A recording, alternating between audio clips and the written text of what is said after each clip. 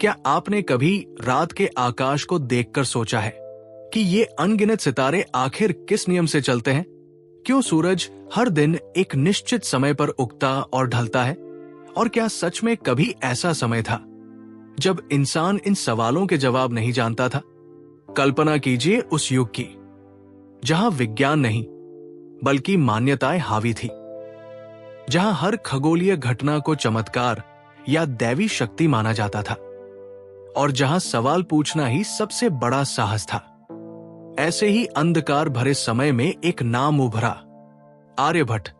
एक ऐसा मस्तिष्क जिसने केवल गणित के सूत्र नहीं बनाए बल्कि सोचने के तरीके को बदल दिया, जिसने ये दिखाया कि ब्रह्मांड रहस्यमय जरूर है लेकिन उसे समझा जा सकता है तर्क से, ज्ञान से और साहस से। उन्होंने न केवल ग्रहों की गति को समझा बल्कि उस युग की सबसे बड़ी धारणा को चुनौती दी कि पृथ्वी स्थिर नहीं बल्कि गतिशील है। ये कहानी सिर्फ एक वैज्ञानिक की नहीं है, ये कहानी है एक क्रांति की, सोच की क्रांति, ज्ञान की क्रांति और आत्मविश्वास की क्रांति। आज हम जिस विज्ञान पर गर्व करते हैं उसकी नींव कहीं न कहीं उस एक व्यक्ति की जिज्ञासा से जुड़ी है जो सीमाओं को मानने के लिए नहीं, उन्हें तोड़ने के लिए पैदा हुआ था। तो आइए इस अद्भुत यात्रा की शुरुआत करते हैं जहां अंधकार ज्ञान में बदलता है और एक इंसान पूरी दुनिया की सोच बदल देता है। जब हम अंधकार से प्रकाश की बात करते हैं तो ये केवल रोशनी और अंधेरे का भौतिक अंतर नहीं होता, ये उस मानसिक यात्रा का प्रतीक है जहां अज्ञान, भय और अंधविश्वास से निकलकर मनुष्य सत्य, तर्क और ज्ञान की ओर बढ़ता है। इसी यात्रा के सबसे उज्जवल प्रतीकों में एक नाम है, आर्यभट्ट। उनकी कहानी सिर्फ एक महान गणितज्ञ या खगोल शास्त्री की नहीं है, ये उस असाधारण मस्तिष्क की कहानी है जिसने समय के अंधकार को चुनौती देकर ज्ञान का दीप जलाया। कल्पना कीजिए उस युग की जब न तो विज्ञान का व्यवस्थित ढांचा था और न ही आधुनिक उपकरण। उस समय मानव समाज अपने चारों ओर घटित होने वाली घटनाओं को समझने के लिए मिथकों और मान्यताओं पर निर्भर था। आकाश में चमकते सितारे, अचानक घटित होने वाले ग्रहण, दिन और रात का क्रम, इन सबको देवताओं की लीला या किसी अलौकिक शक्ति का परिणाम माना जाता था। लोग प्रश्न पूछने से डरते थे क्योंकि प्रश्न करना मानव परंपराओं को चुनौती देना था। यही वो अंधकार था जिसमें आर्यभट्ट का जन्म हुआ। लेकिन हर युग में कुछ ऐसे लोग होते हैं जो भीड़ से अलग सोचते हैं। आर्यभट्ट उन्हीं में से एक थे। उन्होंने उस दुनिया को स्वीकार करने से इनकार कर दिया जहां हर उत्तर पहले से तय था और हर सवाल दबा दिया जाता था। उनके भीतर एक तीव्र जिज्ञासा थी, ये जानने की कि आखिर ये ब्रह्मांड कैसे काम करता है। यही जिज्ञासा उन्हें उस रास्ते पर ले गई जहां से वापस लौटना आसान नहीं था, क्योंकि ये रास्ता परंपराओं से टकराने वाला था। आर्यभट्ट की सबसे बड़ी विशेषता यह थी कि उन्होंने चीजों को केवल देखा नहीं बल्कि उन्हें समझने की कोशिश की। उन्होंने ये मानने से इनकार कर दिया कि सूर्य पृथ्वी के चारों ओर घूमता है जैसा कि उस समय की प्रचलित धारणा थी। इसके बजाय उन्होंने एक साहसिक विचार प्रस्तुत किया कि पृथ्वी अपनी धुरी पर घूमती है और इसी कारण हमें दिन और रात का अनुभव होता है। आज ये विचार हमें सामान्य लगता है, लेकिन उस समय ये एक क्रांतिकारी सोच थी। ये वैसा ही था जैसे किसी ने सदियों से चले आ रहे विश्वास को एक ही झटके में चुनौती दे दी हो। उनकी ये सोच केवल एक सिद्धांत नहीं थी, ये उस मानसिक स्वतंत्रता का प्रतीक थी जिसमें व्यक्ति सच को स्वीकार करने के लिए तैयार होता है, भले ही वो परंपराओं के विरुद्ध क्यों न हो। ये हमें ये सिखाती है कि सच्चा ज्ञान वही है जो हमें सवाल पूछने की हिम्मत दे और हर उत्तर को तर्क की कसौटी पर परखने के लिए प्रेरित करे। आर्यभट्ट का जीवन ये भी दर्शाता है कि महानता केवल संसाधनों से नहीं आती बल्कि दृष्टिकोण से आती है। उस समय न तो टेलीस्कोप थे, न कंप्यूटर, न ही कोई एडवांस तकनीक, फिर भी उन्होंने ब्रह्मांड की गति, ग्रहों की स्थिति और समय की गणना को इतनी सटीकता से समझा कि आज भी उनके कार्यों की सराहना की जाती है। उन्होंने पाई का मान इतनी सटीकता से निकाला कि ये आधुनिक गणित के लिए भी प्रेरणा स्रोत बन गया। ये सब कैसे संभव हुआ? इसका उत्तर है गहरी सोच, निरंतर अभ्यास और अडिग विश्वास। आर्यभट्ट ने अपने मन को सीमाओं में नहीं बांधा। उन्होंने ये नहीं सोचा कि मैं ये नहीं कर सकता क्योंकि मेरे पास साधन नहीं है। इसके बजाय उन्होंने ये सोचा कि मैं ये कर सकता हूं क्योंकि मेरे पास सोचने की क्षमता है। यही सोच उन्हें साधारण से असाधारण बनाती है। उनकी यात्रा हमें ये भी सिखाती है कि ज्ञान का मार्ग कभी आसान नहीं होता। जब आप भीड़ से अलग सोचते हैं तो आपको विरोध का सामना करना पड़ता है। लोग आपके विचारों को नकारते हैं, आपका मजाक उड़ाते हैं और आपको गलत साबित करने की कोशिश करते हैं। लेकिन अगर आपके पास अपने विचारों पर विश्वास है तो ये विरोध ही आपकी सबसे बड़ी ताकत बन जाता है। आर्यभट्ट ने भी यही किया। उन्होंने अपने सिद्धांतों को तर्क और गणना के आधार पर स्थापित किया, न कि केवल विश्वास के आधार पर। उनका जीवन ये भी दिखाता है कि सच्ची क्रांति बाहरी दुनिया में नहीं बल्कि हमारे भीतर शुरू होती है। जब हम अपने सोचने के तरीके को बदलते हैं तभी हम दुनिया को बदल सकते हैं। आर्यभट्ट ने पहले अपने मन के अंधकार को दूर किया। उन्होंने अज्ञान और अंधविश्वास को अपने ऊपर हावी नहीं होने दिया और जब उनका मन प्रकाश से भर गया तब उन्होंने उस प्रकाश को पूरी दुनिया में फैलाया। आज के समय में जब हमारे पास हर तरह की जानकारी हमारे हाथों में है, फिर भी हम कई बार सीमित सोच में फंस जाते हैं। हम दूसरों की राय से प्रभावित होकर अपने सपनों को छोटा कर लेते हैं। ऐसे समय में आर्यभट्ट की कहानी हमें याद दिलाती है कि असली बाधा बाहर नहीं बल्कि हमारे भीतर होती है। अगर हम अपने डर और संदेह को पार कर ले तो हम भी असंभव को संभव बना सकते हैं। उनकी सोच का सबसे बड़ा प्रभाव यह था कि उन्होंने ज्ञान को एक नई दिशा दी। उन्होंने ये दिखाया कि विज्ञान केवल तथ्यों का संग्रह नहीं है बल्कि ये एक प्रक्रिया है, सोचने, समझने और खोजने की प्रक्रिया। उन्होंने हमें ये सिखाया कि हर सवाल का जवाब खोजा जा सकता है अगर हम सही दिशा में प्रयास करें। आर्यभट्ट की महानता केवल उनके आविष्कारों में नहीं बल्कि उनके दृष्टिकोण में है। उन्होंने ये साबित किया कि एक व्यक्ति भी पूरे युग को बदल सकता है अगर उसके पास सही सोच और दृढ़ निश्चय हो। उन्होंने अंधकार को कोसने के बजाय एक दीप जलाया और यही दीप आज भी हमें रास्ता दिखा रहा है। अंततः आर्यभट्ट की कहानी हमें यह सिखाती है कि असली शक्ति हमारे भीतर है।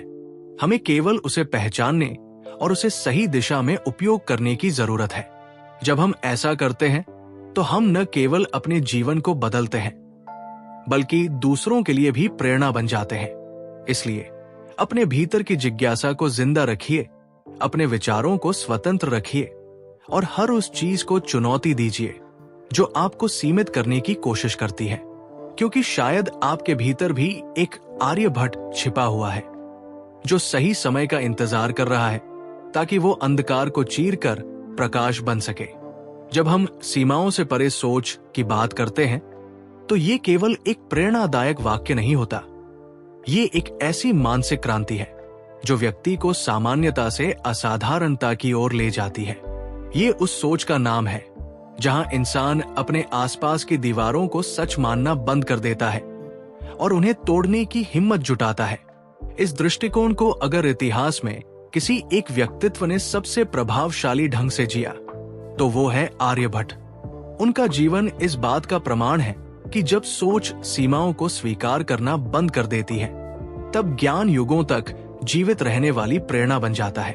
उस समय के समाज की कल्पना कीजिए जहां हर चीज को परंपरा के चश्मे से देखा जाता था। लोग मानते थे कि जो कुछ उनके पूर्वजों ने कहा है वही अंतिम सत्य है। प्रश्न पूछना न केवल असामान्य था बल्कि कई बार उसे गलत भी माना जाता था।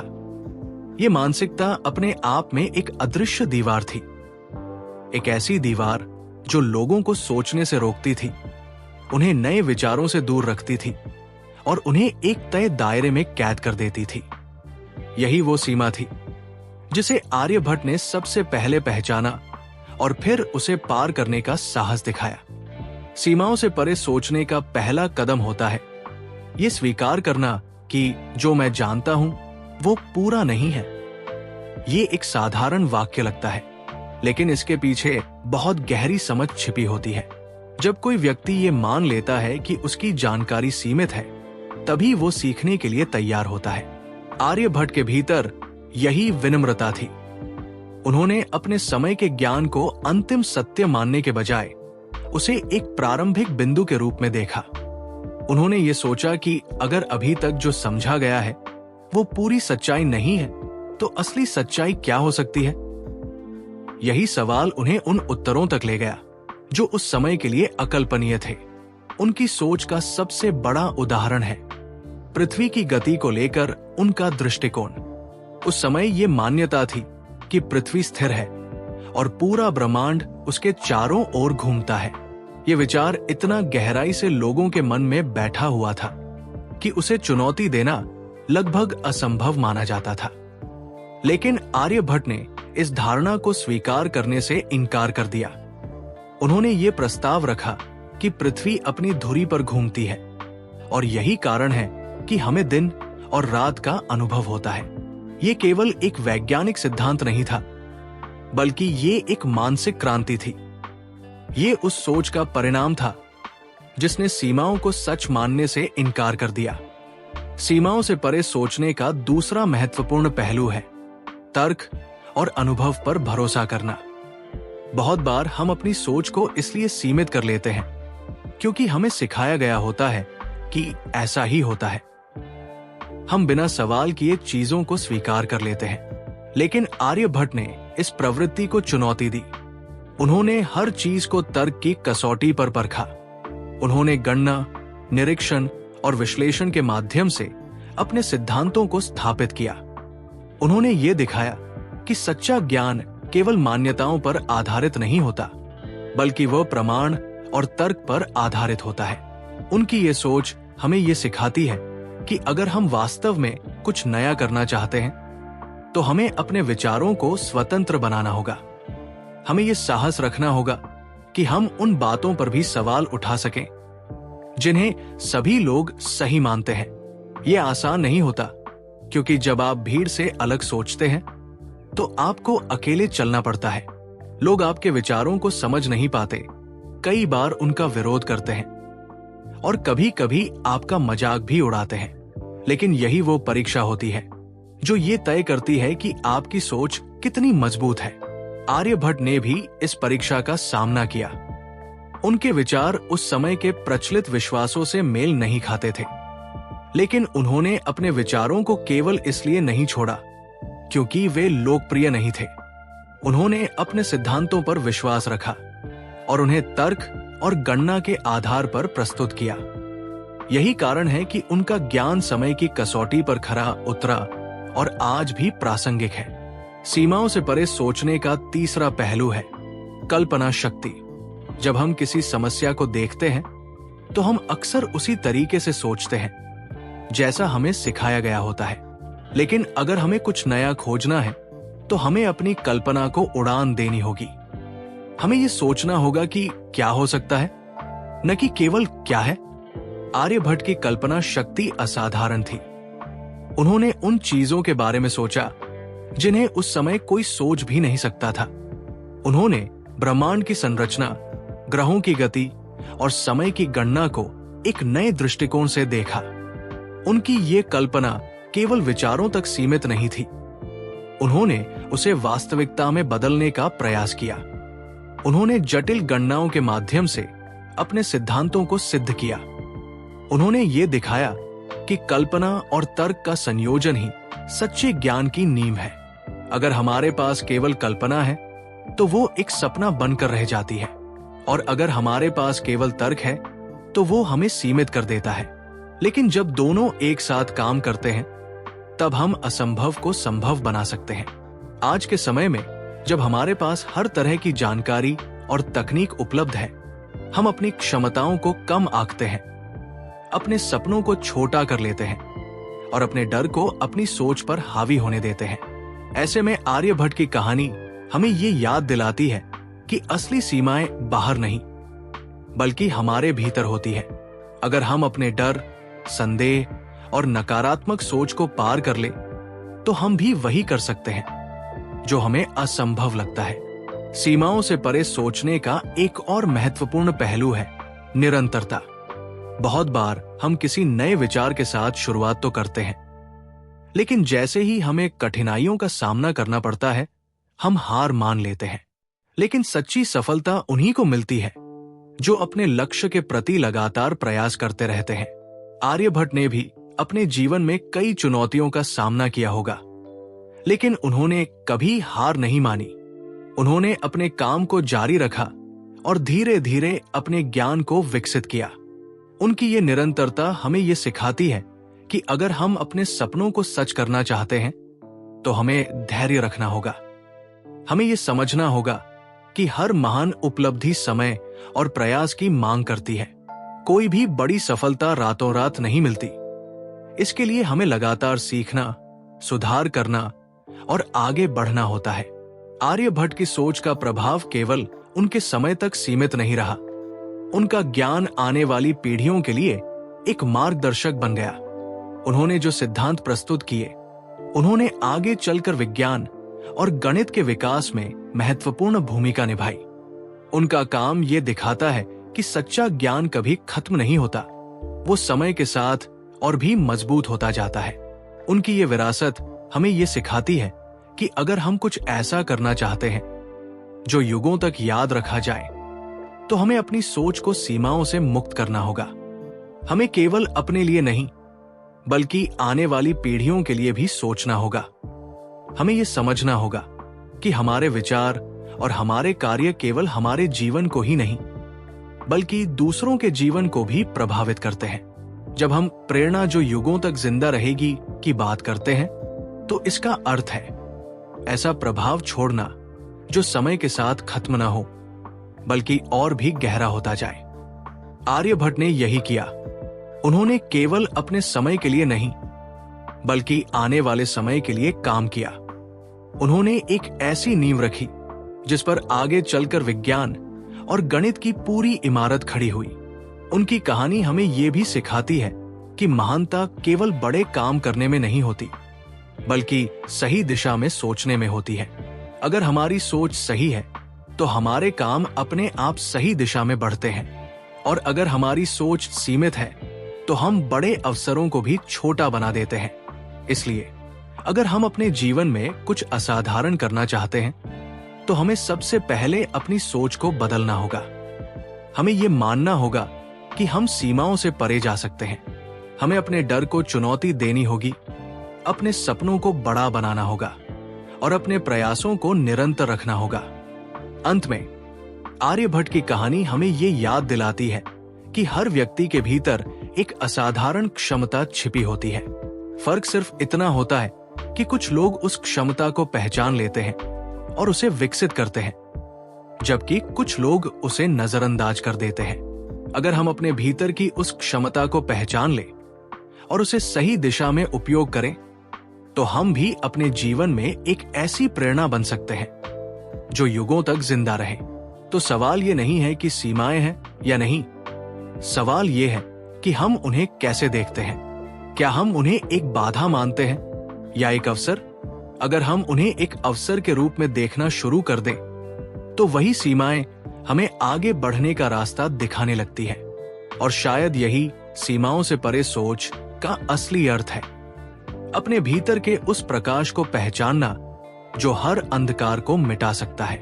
तो जब हम आर्यभट्ट के जीवन को देखते हैं तो हमें केवल एक महान गणितज्ञ या खगोल शास्त्री नहीं दिखता, हमें एक ऐसी सोच दिखती है जो समय से आगे थी। उन्होंने हमें ये नहीं सिखाया कि सिर्फ गणित कैसे किया जाता है, बल्कि ये सिखाया कि सोच कैसे की जाती है। उन्होंने ये दिखाया कि सच्चा ज्ञान वही है जो डर से ऊपर उठे, सच्ची सफलता वही है जो परंपराओं को चुनौती देने की हिम्मत रखे, और सच्ची महानता वही है जो आने वाली पीढ़ियों को रास्ता दिखाए। आज जब हम अपने जीवन में छोटी छोटी समस्याओं से घबरा जाते हैं, तो हमें एक बार रुककर सोचना चाहिए कि एक व्यक्ति बिना किसी आधुनिक तकनीक के पूरे ब्रह्मांड को समझने की कोशिश कर रहा था। अगर वो कर सकता है तो हम क्यों नहीं? आसमान में चमकते हर सितारे के पीछे एक विज्ञान है, और उस विज्ञान के पीछे एक सोच है, और उस सोच के पीछे एक नाम है, आर्यभट्ट। इसलिए अगली बार जब आप किसी मुश्किल का सामना करें, तो उसे समस्या मत समझिए, उसे एक सवाल समझिए जिसका जवाब आपको खोजना है, क्योंकि शायद आपके अंदर भी एक आर्यभट्ट छिपा है जो सही समय का इंतजार कर रहा है ताकि वह दुनिया को एक नई रोशनी दिखा सके।